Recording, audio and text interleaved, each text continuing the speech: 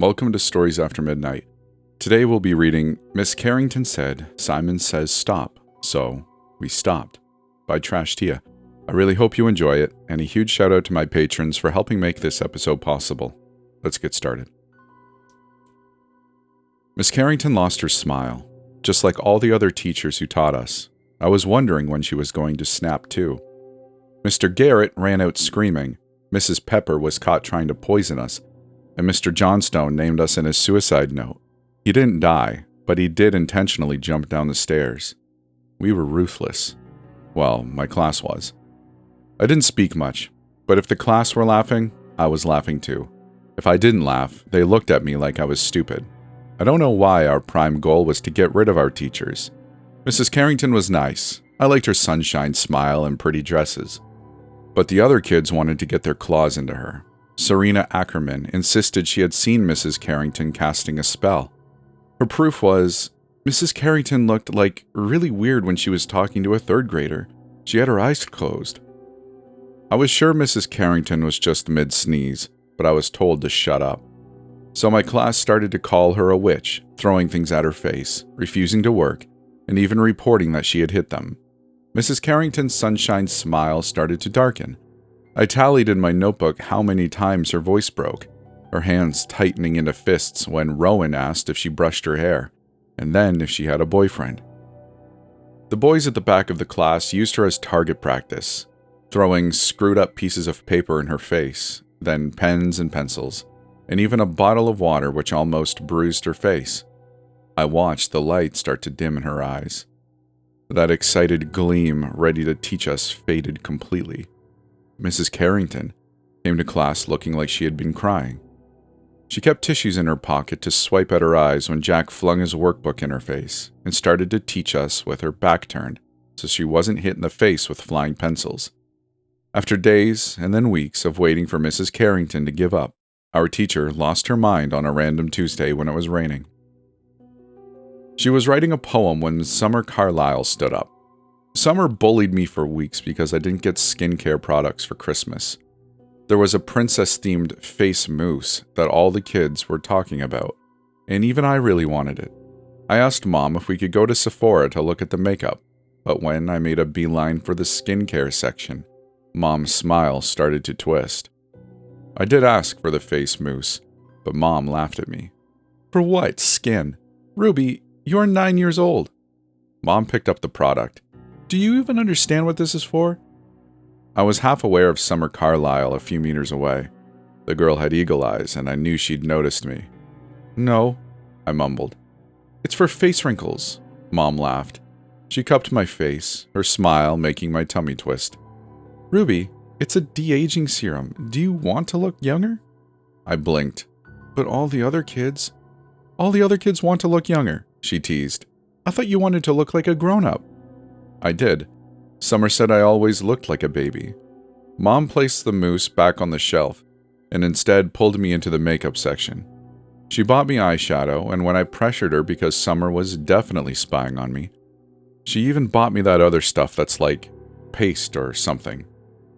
The grown-up orange stuff adults put on their face. Summer had bought 3 bottles of the mousse and made sure to show it to everyone else. If you didn't have it, then you weren't considered cool. I showed her my grown-up makeup, and Summer turned up her nose and said, Well, my Grammy wears that stuff, Ruby, so that means you wear old people's makeup. That day, Summer Carlyle was determined to make our teacher cry. Mrs. Carrington, Summer mocked, leaning forward in her desk. How old are you again? Our teacher's lip pricked. I am 31, Summer. Ew, Summer pulled a face. Isn't 30 like super old? That's young, Mrs. Carrington said in a sigh. I don't think you kids understand aging very well. What's that supposed to mean? Summer snapped. Aging is beautiful, Mrs. Carrington said. I lost my mother when I was very young, and I would give anything to see her wrinkles. Age gracefully and you'll be proud of your wrinkled skin. Be thankful you got to live all those years. Summer giggled. Did your mommy look like a grandma too? I caught the exact moment our teacher started to crack. She paused writing for a moment, her fingers tightening around the pen. Summer Carlyle? Her voice shook slightly. If you do not stop being rude, I will be calling your mother." 30 is old and disgusting, Rowan Adams spoke up with a snort. When I twisted around, the boy was practically vibrating in his chair, itching for an argument. His eyes were narrowed, lips quirking into a smile. "I can see your ugly wrinkles, Mrs. Carrington." Mrs. Carrington stopped writing when the class erupted into laughter. She turned around, and I saw her mouth finally curl into a smile. I missed her smile. I got used to her forced grins after definitely crying in the bathroom, but this one looked genuine. Straightening in my seat, I scribbled out my latest tally. Mrs. Carrington's lips split into one of her old smiles, her eyes shining. "I have an idea. Why don't we play Simon Says?" She stepped forward, her dark eyes drinking all of us in. I felt the air around me still, and my pencil slipped out of my grasp. Mrs. Carrington's voice was suddenly in my head, cracking through my skull and stirring my brain into soup. It was so loud enough to elicit a screech in the back of my throat. "Simon Says, clap your hands," she told us. We did. My body moved without me, my hands coming together to clap loudly. Mrs. Carrington nodded with a smile. "Very good. Simon Says, jump up and down." It hurt, the feeling of my body being forced upwards, ripped from my seat. I jumped 3 times, a symphony of feet hitting the floor. "Simon Says, sit down." I slumped back into my seat, tears filling my eyes, but I couldn't blink them away. Mrs. Carrington folded her arms, her eyes glittering. "Simon Says, stop." We did stop. I stopped. I could feel the breath in my lungs. I was still breathing, still alive, still conscious and looking at my teacher. But I had stopped. I thought it was a joke. But Mrs. Carrington didn't say Simon Says go. I waited for her to, choking on that last lingering frozen breath. But she didn't end the game. I stopped for hours. The room darkened and I was aware of every second, every painful minute. I counted minutes and then hours until I lost count. Days passed. I felt every single one. Tuesday ended and became Wednesday, and then Thursday, Friday. The weekend came and I was sure the game would end.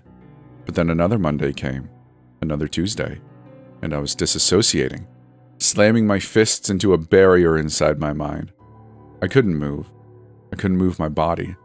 I was still sitting, still staring at the whiteboard with the exact expression.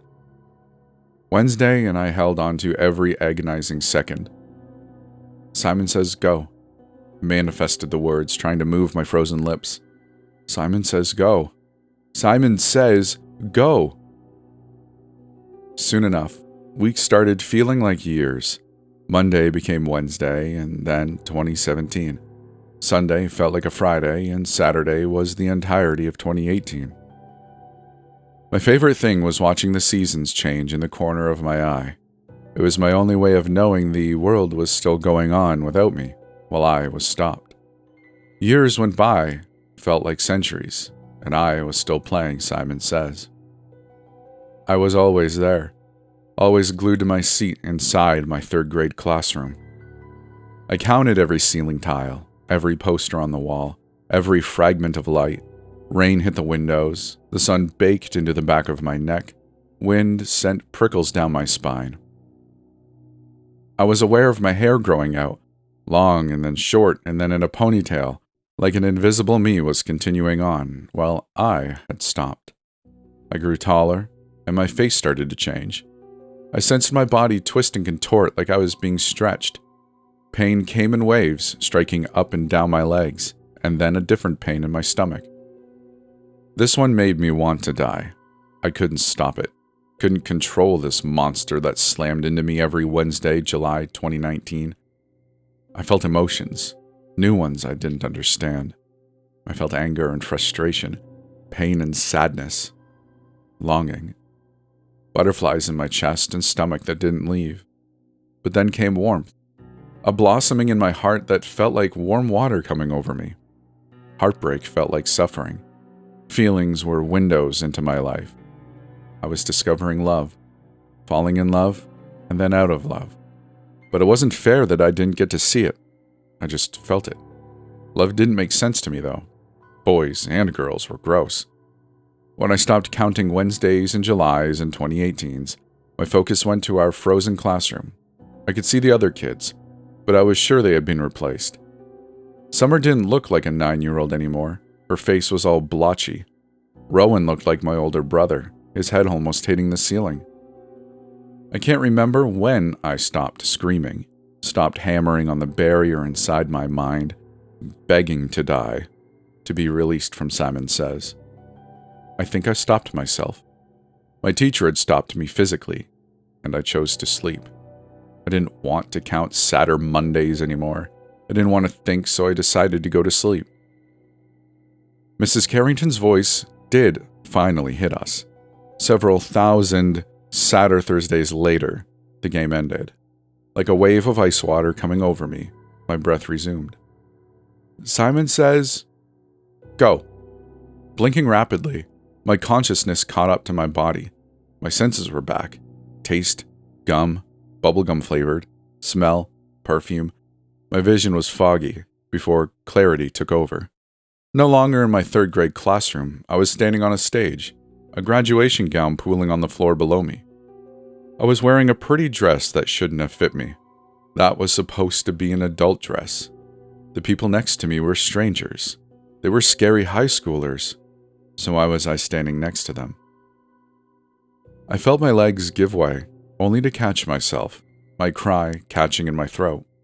The room was filled with people, all of them smiling, mid-applause. In my hand was a rolled-up piece of paper. The banner stuck to the wall caught my attention. Congratulations to our class of 2023. 2023? No, it was 2016. I only felt 2018, 2019, and the one after that. How could it be 2023? 2023 was too big of a number. I was 9 years old. I was in the third grade. I could see my mom in the audience, her smile wide. I didn't remember Mommy having wrinkles. The first time I saw her, my mommy still had a pretty face. She was young. Now I could see visible lines in her face. Her hair was thinner, tied into a ponytail. Not her usual pretty curls. Something slimy filled the back of my throat. The grown-ups next to me were not strangers. They were my classmates. When the crowd stopped clapping, my class seemed to snap out of it, each of them being released from Simon Says. Rowan Adams, who was standing next to me, blinked, his eyes widening. His diploma slipped from his grasp. His gaze was suddenly unseeing, frenzied. What? His voice was too low, like an adult. What's happening? Summer Carlyle started screaming, her agonizing cry rattling in my skull. She scratched at her face with her manicure, harsh enough to draw blood, pieces of flesh stuck between scarlet nails. Jack stumbled backwards, falling over himself. The terror that held me to the spot, paralyzed, snapped me out of it when Olivia Lewis made a choking noise. She was trembling, her eyes rolling into the back of her head. Something slipped from her mouth, a red, bulging mound. It was her tongue. I'd never seen so much blood seeping down her chin. The audience started to murmur when she giggled, spluttering, pooling red. Mommy? I could hear the word in heavy pants and sharp hisses. Summer was squealing, trying to rip out her hair. Rowan regarded the crowd with a cocked head. Where's my mommy? He whispered. For a moment it was silent. Apart from several adults trying to calm Summer down, I could hear my classmates' breaths shuddering, labored with sobs. Then the screams started, kids throwing themselves off of stage, abandoning graduation gowns, caught in hysterics. In the reflection of someone's phone, I could see myself, an adult. I was taller, my hair hanging loose on my shoulders. But all those years that led to that moment, my preteen and teenage years, were gone. I dropped my diploma, trying to walk, but my body felt wrong. It was too big, too heavy. My voice was still small, still mine, but my body, my mind, my thoughts were all older. I pulled off my graduation cap, my eyes filling with tears. I found my mommy in the crowd, wrapping my arms around her. She held on to me, her gaze on the screaming masses of kids giving their parents attack hugs. I was shaking, clinging onto my mom to make sure she was real. She was. Mom smelled exactly the same, but when I pulled away, her face was all wrinkly. Summer Carlyle had made me all too aware of a woman's wrinkles. Mom had them on her mouth and folded in her cheek. I couldn't stop myself from poking them, words choking my mouth. She wasn't supposed to be this old. Why did my mom look this old? "Mommy," I whispered, choking back sobs. "I'm old." Mom was shaken by what was going on around us, tightening her grip around me. "Ruby, is there something wrong?" "Mrs. Carrington," I started to say. Behind me, Summer Carlyle was screeching, her eyes wild like an animal. "Simon says stop." Mrs. Carrington's voice crept into our minds, freezing us in place once again. "Have you learned your lesson?" "Yes," I thought dizzily. I sensed that exact word reverberating through us. "Yes? Yes?" "Very well," she hummed. "Misbehave again, and I will make you regret you were born. You never, and I mean ever, ask a woman her age." She let us go, and I remember slipping to my knees, my fingers digging into my own face. The world didn't feel real. I had to cling onto the floor to make sure I wasn't still stuck to my seat, trapped inside my third-grade classroom. Mom's murmurs were in my ears, but I couldn't hear her. All I could hear was Mrs. Carrington. "Simon says, go." Since graduating, I've been to 3 different therapists. I bit all of them. They were stupid. They don't believe me about Mrs. Carrington, and they treat me like a grown-up. According to them, I'm suffering from stress. I told them everything, all of the days and weeks and months I lived through, all of the years I spent counting floor tiles, frozen, screaming. They showed me footage of those years. They showed me turning 10 and then 12 and entering teenagehood, except I don't remember them. That girl was not me. She was a shell with my face. Well, I suffered. I've tried to contact the other kids. Summer is in the psych ward and Rowan tried to kill himself. Jack actually went to college and Serena has an actual job. I don't know if she knows what she's doing, but she's still doing it. I don't blame Rowan for trying to end it. I want to die too. I have a decade worth of intelligence that hurts my head. I know math equations, but I don't know how. I can write and spell, but I don't remember learning. I'm so scared of Mrs. Carrington continuing Simon Says. Sometimes she forces us to play, but it's only for a night or a few hours. I wake up with filthy hands in the middle of town or in a stranger's house. 2 weeks ago, I found myself in someone's pool. Then I was in a tunnel in the center of town. I found cash in my backpack last night, almost $2,000. There are big bags of white powder too, and I don't know what that is. Rowan texted me to meet him. He thinks Mrs. Carrington is using us. But what for? Simon Says doesn't last for too long, and I'm too scared to disobey her. What if she stops me again? I think Rowan's being a stupid head, but I don't want to talk to another classmate. I stood in front of the mirror last night, prodding my 18-year-old face. I have one tiny wrinkle below my lip, which means I'm getting old, and I didn't even earn it. That's it for this story. I really hope you enjoyed it. If you did, I would love to encourage you to like the video, maybe share it, or leave a comment letting me know your thoughts. That'd be great. Now, that's if you're on YouTube. If you're anywhere else, well, I don't know what your options are, but I know on Spotify you can leave responses, and I do read every single one of those, so I appreciate all of you who do reach out and communicate with me. There's also a Patreon if you'd like to support the channel further. It has, I would say, a few goodies in there, but it's mainly right now early access. There's also a Discord if you'd like to come and join us and just chat. So with all that said, I appreciate you being here, and I hope you enjoyed yourself, and we'll see you in the next one.